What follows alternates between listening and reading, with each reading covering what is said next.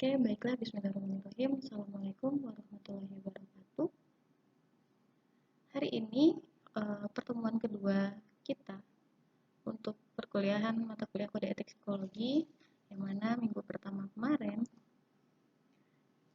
kita sudah membahas tentang sedikit pengantar tentang etika dan kode etik. Nah, untuk pertemuan kali ini kita akan membahas lebih dalam lagi terkait konsep etika dulu. Sebelum kita nanti bahas kode etik lebih banyak, konsep etika dulu nih perlu kita ketahui. Oke, pertama kita bahas tentang etika itu sebagai cabang filsafat moral. Nah, di sini dijelaskan asal katanya adalah etos, yang berarti watak, kesusilaan atau adat. Nah, sedangkan moral berasal dari kata mores yang artinya cara hidup atau adat. Etika tidak mempersoalkan keadaan manusia, melainkan mempersoalkan bagaimana manusia harus bertindak.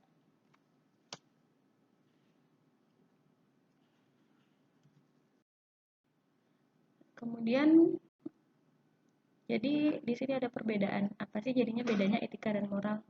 Nah, di sini lebih singkatnya lagi, moral itu lebih tertuju pada suatu tindakan atau perbuatan yang sedang dinilai, bisa juga berarti sistem ajaran tentang nilai baik dan buruk. Sedangkan etika itu pengkajian secara mendalam tentang sistem nilai yang ada. Jadi, etika itu adalah suatu ilmu adalah cabang dari filsafat yang membahas sistem nilai atau sistem moral yang berlaku. Nah, poinnya apa? Yang paling penting diingat di sini adalah, jadi etika itu suatu ilmu cabang dari filsafat yang membahas sistem nilai atau moral yang berlaku. Moral itu adalah ajaran sistem nilai baik dan buruk yang diterima sebagaimana adanya, tetapi etika itu adalah pengkajian tentang moral itu yang bersifat kritis dan rasional. Biasanya moral itu akan bersifat cenderung individual terkait dengan dirinya masing-masing, sementara etika itu bersifat kelompok sosial.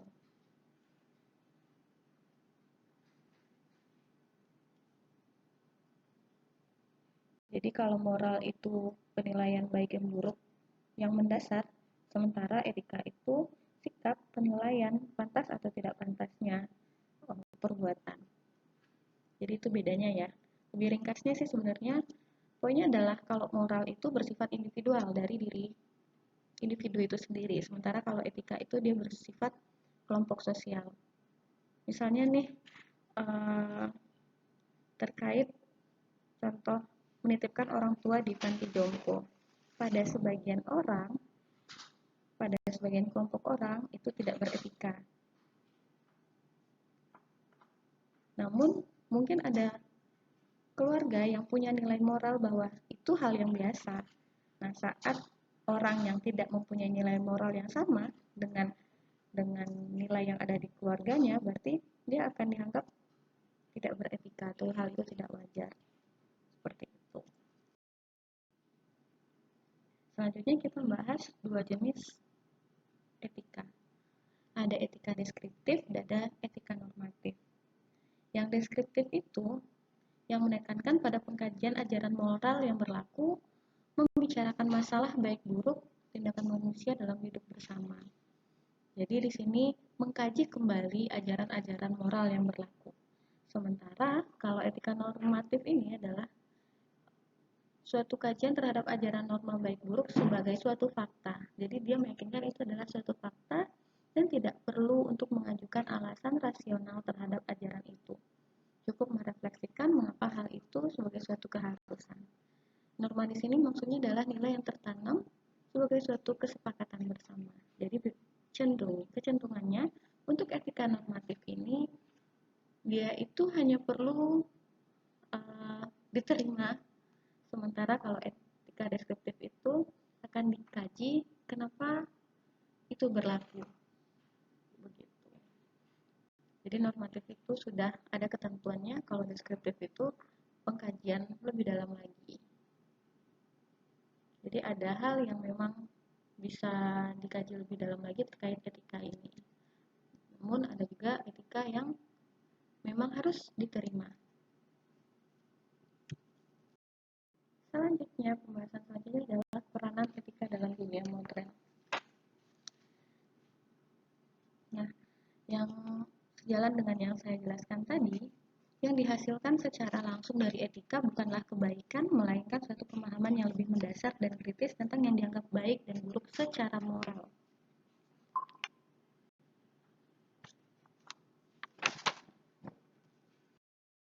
Nah, di sini ada pertanyaan nih. Mengapa etika pada era globalisasi diperlukan? Sejalan dengan perkembangannya zaman, banyaknya perubahan-perubahan membuat etika itu bisa saja lambat laun terkikis.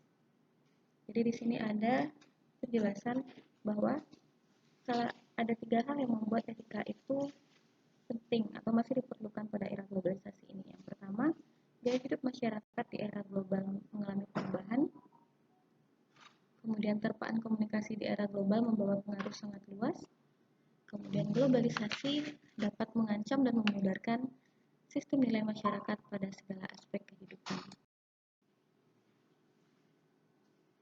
Pada poin pertama ini, gaya hidup masyarakat di era global mengalami perubahan, di mana adanya fenomena di era global yang mewarnai keragaman masyarakat. Masyarakat di era global hidup dalam lingkungan yang sangat beragam.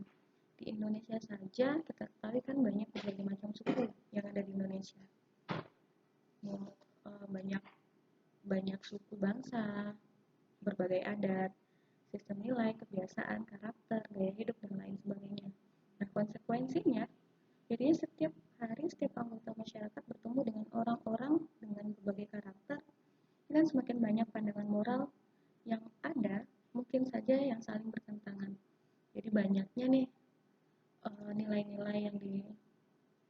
nilai-nilai moral yang dianut oleh berbagai suku bangsa di Indonesia itu juga membuat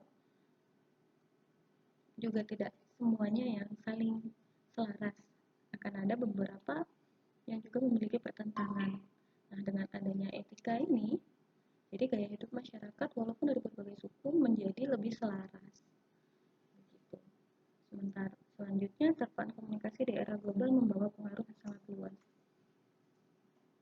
Nah, contohnya saja kemajuan teknologi media massa saat ini, bahkan media massa bisa mencapai tempat-tempat yang pelosok desa atau pelosok-pelosok daerah, yang kadang hal itu tidak hanya membuat atau membawa hal positif, tapi juga membawa hal negatif,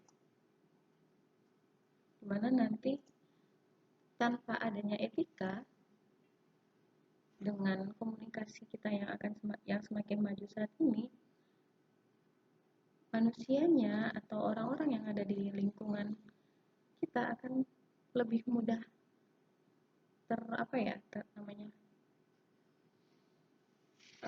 mudah terpengaruhi oleh kemudahan komunikasi yang ada ini. Bisa saja nanti semakin kuat atau semakin solid suatu kelompok, atau bisa saja nanti satu kelompok menjadi semakin terpecah. Jadi etika di sini membantu itu semua untuk menjadi lebih terarah atau lebih berjalan dengan baik. Kemudian yang terakhir, globalisasi dapat mengancam dan memudarkan sistem nilai masyarakat pada segala aspek kehidupan. Ini sangat jelas sekali dan mudah sekali kita cari contohnya. Misalnya, dulu bagi masyarakat berpakaian terbuka itu adalah suatu hal yang aneh atau nggak bermoral lah, orang itu kalau misalnya datang ke tempat orang tua atau orang lebih tua memakai pakaian yang terbuka. Nah, semakin zaman berubah sekarang, bahkan model baju, model pakaian juga semakin terbuka. Contohnya aja, sekarang lagi musimnya crop top. Nah, tapi dengan etika ini, manusia diharapkan bisa untuk menempatkan diri atau bisa menempatkan pakaian itu gimana. Jadi dengan adanya etika, sistem nilai yang ada, yang sudah tertanam pada setiap masyarakat, itu tidak pudar, atau tidak bergeser, atau tidak dilupakan. Seperti itu. Jadi intinya, etika itu sangat benar-benar diperlukan saat era globalisasi sekarang terkait dengan perubahan zaman yang semakin berubah. Selanjutnya, ada implementasi peran etika bagi penyandang profesi di era globalisasi, termasuk nanti kalian sebagai calon ilmuwan psikologi maupun psikolog nantinya. Ada beberapa 6 poin yang nanti silahkan kalian diskusikan di forum e-learningnya.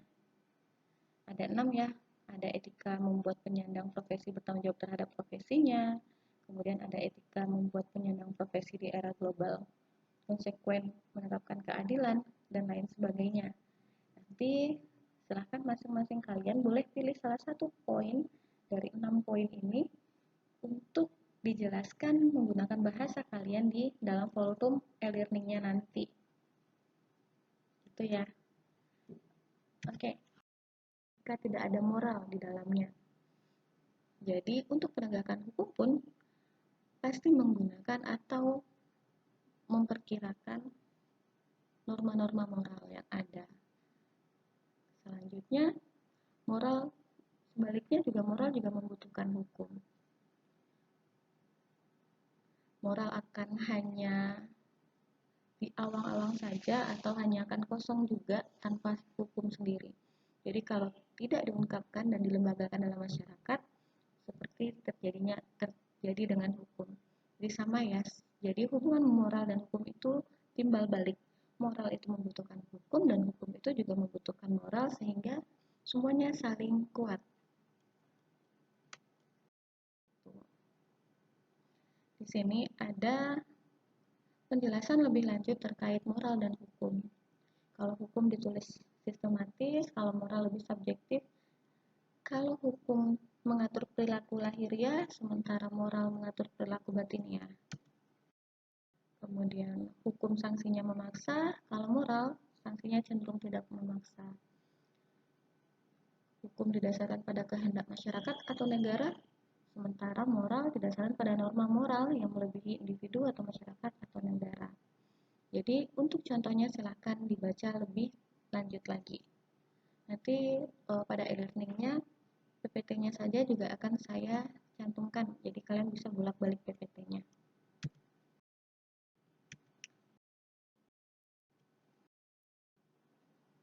Sekian untuk video singkat saya. Silahkan dipelajari lebih dalam lagi secara mandiri dan nanti lanjutkan di forum. Jadi pada di forum, pertanyaan pertama saya adalah, jadi mengapa manusia harus beretika dan bermoral? Jadi setiap kalian silahkan tuliskan pendapatnya pada forum yang ada di e-learning dengan bahasa kalian masing-masing. Jadi kira-kira apa nih dan kenapa nih manusia harus beretika dan bermoral? Kemudian selanjutnya bahan diskusi seperti yang saya jelaskan di awal tadi. Silahkan kalian menjelaskan pemahaman kalian terkait 6 poin implementasi peran etika bagi penyandang profesi di era globalisasi pada slide yang ke-9 tadi. Jadi boleh dibuka lagi slide yang ke-9, kemudian kalian pilih salah satu dari 6, boleh hanya salah satu dari 6 poin tadi untuk kalian jelaskan dengan bahasa kalian sendiri. Oke, sekian